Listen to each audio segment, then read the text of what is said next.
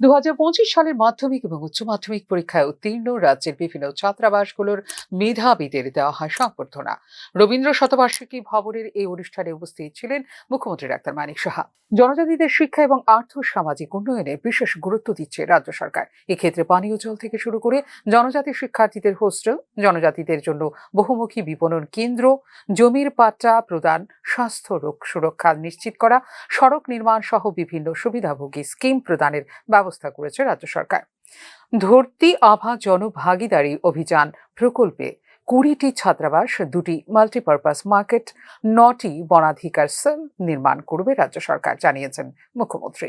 20টি নতুন ছাত্রাবাস আরো নির্মাণ হবে, 2টি মাল্টি পারপাস মার্কেট তৈরি হবে, আশ্রম, সরকারি আবাসিক বিদ্যালয়ের সঙ্গে যারা যুক্ত আছেন 16টি ছাত্রাবাসের আবার সেখানে মেনটেনেন্স করার জন্য রাখা হয়েছে, এবং 9টি বনাধিকার যে সেল সেটা স্থাপন করা হবে। 119টি অঙ্গনওয়াড়ি কেন্দ্রে প্রায় 14 কোটি টাকার উপরে সেখানে অনুমোদিত হয়েছে। 28 হেক্টর জলাশয়, সেখানে যারা মৎস্য চাষ করেন তাদের যেন সুবিধা হয় তার জন্য প্রায় 1,12,00,000 টাকা অনুমোদিত হয়েছে। সমগ্র শিক্ষা অভিযানের মাধ্যমে 15টি ছাত্রাবাস নির্মাণের জন্য অনুমোদন দেওয়া হয়েছে।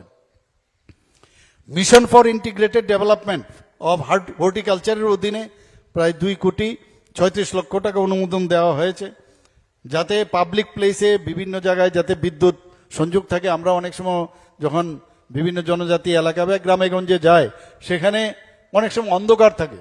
এখন আস্তে আস্তে করে কিন্তু সমস্ত সেসব গ্রামে রাস্তায় স্ট্রিট লাইটের যাতে ব্যবস্থা হয়।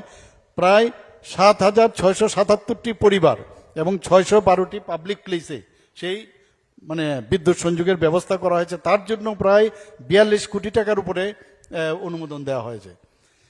যেটা আমি একটু আগে বললাম, প্রায় 82% জনজাতি পরিবারকে এখন অবধি দেওয়া হয়েছে। 35টি গ্রামে 100% এই জল যে কানেক্ট। পুষ্পবন্ত প্যালেস হোটেলের কাজ শুরু হবে শীঘ্রই, যেখানে রক্ষা করা হবে রাজন্য আমলের ঐতিহ্য বলেও এদিন জানিয়েছেন মুখ্যমন্ত্রী ডাক্তার মানিক সাহা। বাড়বে। পুষ্পবন্ত প্যালেসেরও আমরা নতুনভাবে 5 স্টার হোটেল করছি, টাটা গ্রুপের সাথে আমরা কথা বলছি। প্রায় 200 জনের মধ্যে এখানে তারা সেখানে চাকরি দেবে এবং 100টার মতো ওখানে রুম করবে সেখানে, এবং এর মধ্যে এক্সক্লুসিভ যে 4-5টা রুম করবে সেটার মধ্যে এক একজন থাকার জন্য প্রায় 150 থেকে 100টা রুম করবে। এর মধ্যে 4 থেকে 5টা রুম করবে যেখানে এক্সক্লুসিভ তার যে ভাড়া প্রতিদিন প্রায় 1.5 থেকে 2 লক্ষ টাকা। আপনারা ভাবুন কে থাকবে, আমি তো পারবো না, তাহলে কারা থাকবে?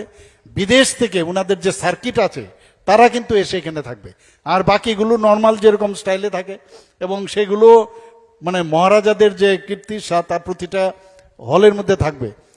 তখন সেখানে আমরা অলরেডি তাদের রেট্রোফিটিং এর জন্য 17 কোটি টাকা আমরা দিয়েছি। পুষ্পবন্ত প্যালেস হোটেল হবে, এবং ভারতবর্ষের মধ্যে প্রথমবার যে গভর্নমেন্টের সাথে এই টাটা গ্রুপ তারা মৌ করেছে, এবং এটা গ্রাউন্ডিং হচ্ছে কিছুদিনের মধ্যে।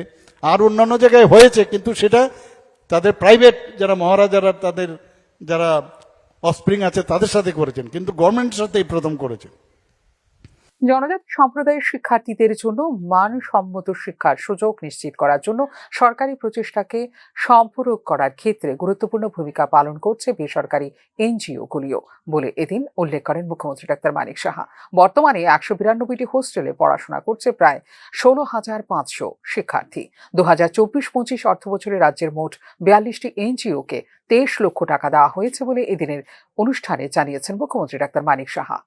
Bureau Report, News Now.